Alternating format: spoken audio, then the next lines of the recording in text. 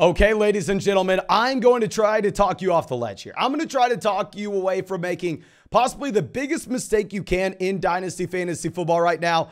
Regardless of if you're a rebuilding team, a team in the middle of the road, a team that's ready to push in and win right now.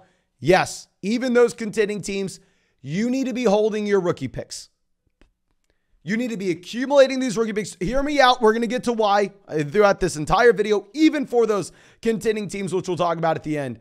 But before we get into anything here, make sure you drop a like on this video. Subscribe to the channel if you play Dynasty Fantasy Football. If you have any questions, you can drop them down there in the comment section. And in that comment section, of course, you can find a link to Underdog Fantasy. On Underdog Fantasy, you can check out all these cool player props. When you make your first deposit with promo code FLOCK, they're going to match your first deposit dollar for dollar up to 100. So it's free to check out. And only with promo code FLOCK are you also going to be able to take advantage of this free Patrick Mahomes bet. I cannot be more excited about that. You can find the link in the comment section.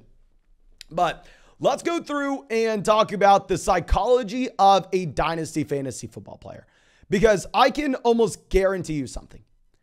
I am a bigger Dynasty addict than you are. I am probably the most addicted Dynasty Fantasy Football player you are ever going to find.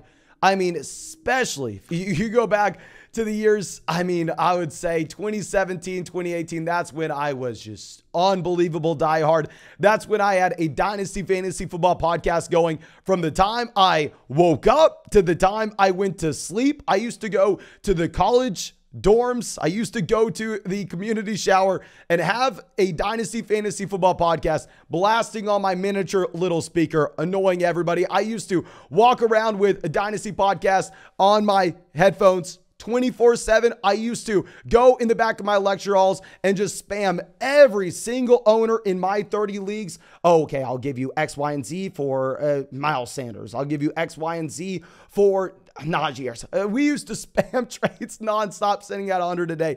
I think I'm very, very knowledgeable about the psychology of a Dynasty Fantasy Football player from our experience. And we need to know that there are two different times of the season.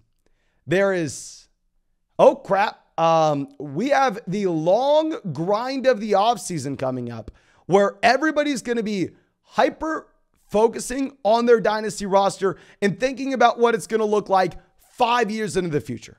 And then we have the other side of the season where everybody's thinking about redraft, where everybody's thinking about how are we getting points in our lineup. Now everybody's thinking about, okay, what is Treylon Burks doing? Oh my gosh, Garrett Wilson just did this. And that's during the season. Or, you could also throw in August. But regardless, we are in an interesting spot now where a lot of those people are leaving the main group where everybody's thinking about points, everybody's thinking about these actual players and what they're doing on the field. And now they're transitioning over to being the dynasty managers where we're thinking 5 years out in the future. You shouldn't be thinking that far out, I will say that, but I know everybody does. Last offseason, we had people ask us the trade value of 2025 picks, and I'm trying to tell you, don't trade away a pick that's 4 years away. But regardless, when we have this interesting transition, there are going to be a lot of contending teams that are looking at a rebuilding team and going, okay, yeah, I think if I were to go through and sell them my late first, I can get back David Montgomery and their mid-second. Let's go ahead and let's ship that. It's horrible. It's horrible. If you are selling your picks right now, you have to understand that yes, there's a market for them. Yes, there are people willing to buy them that have already packed it up for this season. However, not everybody is. Not everybody is willing to buy them. And that is the main difference between right now and May. That is the main difference between right now and April, right now in June, right now and July, is when we are in the dead part of the offseason. I will tell you right now, instead of 3-4 teams in your league being interested in your rookie pick, you are going to have 11 other owners in your league all dying to get that pick. So if you're selling that pick right now, 9 times out of 10, you are selling it at a discount compared to what you could get in the offseason. Now, I understand you're going to get points in your lineup right now, and that is important. We'll talk about that at the end. But if we are selling that pick, we need to understand that the market is not pricing it in as they truly should be right now. And on top of this, think about how these assets are going to trend in value over the next 6 months. Think about how these assets are going to be appropriately priced in May. Hypothetical scenario. You send your 2023 first for Travis Kelce. Of course, Kelce's going to give you points. And I don't care what Travis Kelce does over the next 5, 6, 7 weeks. Travis Kelce over the next 5 weeks may very well have 10 touchdowns. And I can guarantee you that Travis Kelce will have less value in May than he does right now. And I can guarantee you, even if some crazy things happen in the offseason that we would never assume were to happen, even if Bijan Robinson decides to go back to school, Jahmyr Gibbs decides to go back to school, they're not happening, but just say hypothetical world, crazy land, right? That pick's not really going to lose value. People will say, okay, the pick's worth less, but when you actually go to trade it, the pick's not losing value. The pick's gaining value just because we're going to be sitting here talking about this rookie class for 4 months straight. So understand, you're going and buying a new car. Yeah, maybe you're getting that Corvette in Travis Kelce, but you're paying United States dollars for it. And I can tell you right now, no matter what happens, no matter how well that Corvette drives, 6 months from now, the United States dollar is going to be worth more than that car is. The car is going to be worth significantly less. But now let's go through every scenario. Let's go through if you're a rebuilding roster, a middle of the road team, or a contending team. And let's play player versus the pick, right? Rebuilding roster. I think that everybody here should understand. It should be common knowledge that if you're a rebuilding team and you're playing for 2023, you want the rookie pick. You want as many rookie picks as possible. Now, I have had some messages in the live stream, people going, Mason, I have 6 2023 firsts. I have 7 2023 seconds. I have so many picks. What should I be selling one of these for? Going back to what we were saying previously, there's no reason for you to sell that pick. Even if you have that many, that is a great thing. If you have that many, when we get to May, when 11 other owners in your league are dying to get into your rookie draft, when they're dying to go out there and get their favorite 2023 prospect, when they see CJ Stroud on the board and they want to go through and they want to give you Tua Tagovailoa for him, you're going to be able to charge a premium at that point, especially if you have a monopoly on the picks. So I think 9 out of 10 people understand if you're a rebuilding team, you hold on to all your picks. That's the one scenario I've seen a lot of people thinking that they should sell some. If you want to sell some of those picks so you're not making 10 picks in this year's draft, sure, you do it, but you wait until in the offseason because you don't need points right now at all. So please hold off. Now let's go to the middle of the road team. Now here, obviously, it may make sense for you to give up a 2023 pick. There's a scenario where we can go through, we can write a story here where, oh my gosh, it was the best trade ever. Thank God I gave up my 2023 first. Let's say right now we're sitting in week 13. You're sitting at 7-6. You're the 5th seed in the playoffs. And you're looking at your roster going, okay, yeah, I mean, it's a good team, but I just have that one hole at tight end. I fill that hole and then I'm good to go the rest of the way. Let me go through and let me trade my 2023 first in Trey McBride, and let's go get Travis Kelce. You get Travis Kelce. He continues to dominate. He continues to be the tight end 1 overall. You win your league because of it.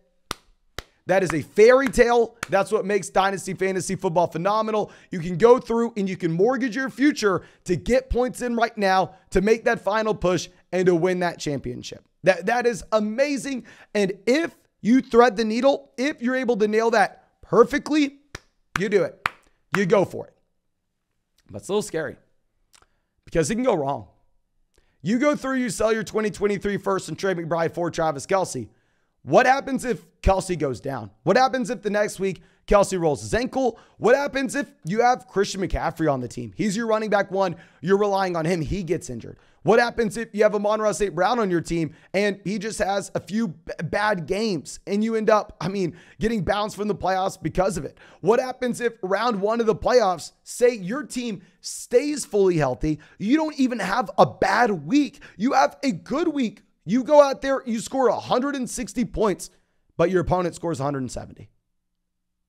There's so many different scenarios that could drive you off that path from winning your league that I want to ask you,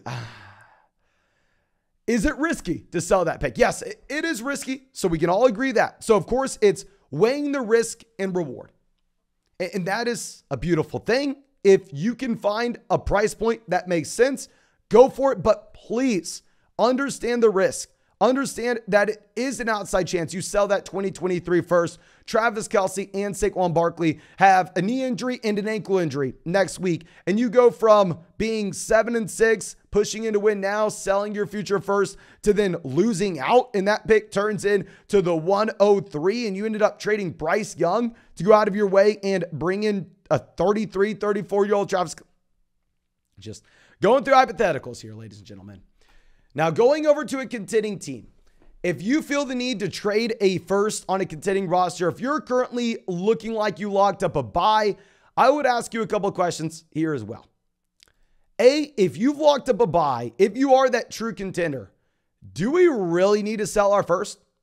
Do we really need to sell a future pick? Sounds like you're on your way to winning the league regardless. Why all of a sudden do you need extra firepower? Why all of a sudden is the team not good enough to get it done? Because if you can win your league and keep your pick, that's phenomenal. Now, of course, I understand the counter argument to this, and I would love to hear, your counter arguments down there in the comment section. I'm just trying to play devil's advocate and trying to talk you away from selling your draft picks because I know how bad of an idea it can be in a lot of different scenarios. But if you are that contending team, like I was saying, are you really incentivized to go through and move off that future first if you are already productive enough to go out there and lock up that buy? And if you are selling those future picks, we have to ask ourselves, what are we looking for in return? Because the worst thing I think you could ever do is go start selling future assets for middle of the road players. Someone like David Montgomery to give you a marginal upgrade at your running back 2 spot. Where maybe you get a marginal upgrade where you are getting an additional 3 points per game at running back 2. But go look at your matchups this year. Let me know, how many games have you won by fewer than 5 points? You're probably going to be very surprised. It'll be 1 or 2. I'd be very surprised if it's more than just 1 or 2, especially in Dynasty when we have those extended starting lineups as well. So unless you are getting a very large upgrade as a contending roster, unless you are getting one of those true elite level assets in, unless you're getting a Derrick Henry, unless you're going through and getting a Travis Kelce, there's not really a large player pool that's going to make a real impact on your roster. The last thing you should do is trade for a middle of the road piece to fill in for some depth. Now, the one scenario where I can get behind trading away a future pick if you're a contending team. Now, this is what I think you should do if you're a rebuilding team, a contending team, and you go, I really want points to win my league right now. I really need to make a move. Instead of going through and selling that future pick and getting the assets that is guaranteed to decline, instead of going through and selling that future first for Travis Kelce, for Derrick Henry, why don't we instead go ahead and sell that future first and another player that's maybe a marginal option? Maybe we have Kenny Pickett on the team, right? And we can look at our future first and go, okay, let's sell Kenny Pickett, our future first, and let's go get an elite level asset. And because we're giving up enough value, because we're giving up 2 players here, 2 nice pieces, we can get not only an asset that's going to give us points now to an elite level, but also have longevity. You go sell Kenny Pickett and your future first for Deshaun Watson. That is the scenario where it makes sense, in my opinion, where you have a player coming in like Deshaun Watson, Justin Herbert, Kyler Murray, Justin Jefferson, Jamar Chase, those truly elite level dynasty assets that will make a difference for your starting lineup right this second, that will elevate your team and possibly win the league for you. But we're not sacrificing a ton of future value as well. Like a trade like that would be, we sell our 2023 first, our 2023 second, our 2023 third, and Garrett Wilson, and we go get Jamar Chase. That's, in my opinion, where it makes sense to sell your future picks rather than trading them straight up for veterans, even if you are that contending team. But let me know what you thought of this video. I know we were all over the place. I really just wanted to do my best to try to convince you to hold on to your rookie picks. Please hold on to them. The last thing I want you to do is sell them now, then get some FOMO halfway through the offseason, and then buy them at a significantly higher price. But thank you again for sticking with us this long, just listening to me ramble. If you have not done so already, go down there, drop a like on this video, subscribe to the channel if you play Dynasty Fantasy Football. If you have any questions, feel free to drop them down there in that comment section. And of course, in the comment section, you can find a link to Underdog Fantasy, where there are all these cool player props. And when you sign up for Underdog with promo code FLOCK, they're also going to match your first deposit dollar for dollar up to $100. And only with promo code FLOCK are you going to be able to get this very cool free Patrick Mahomes bet, more than less than half a passing yard.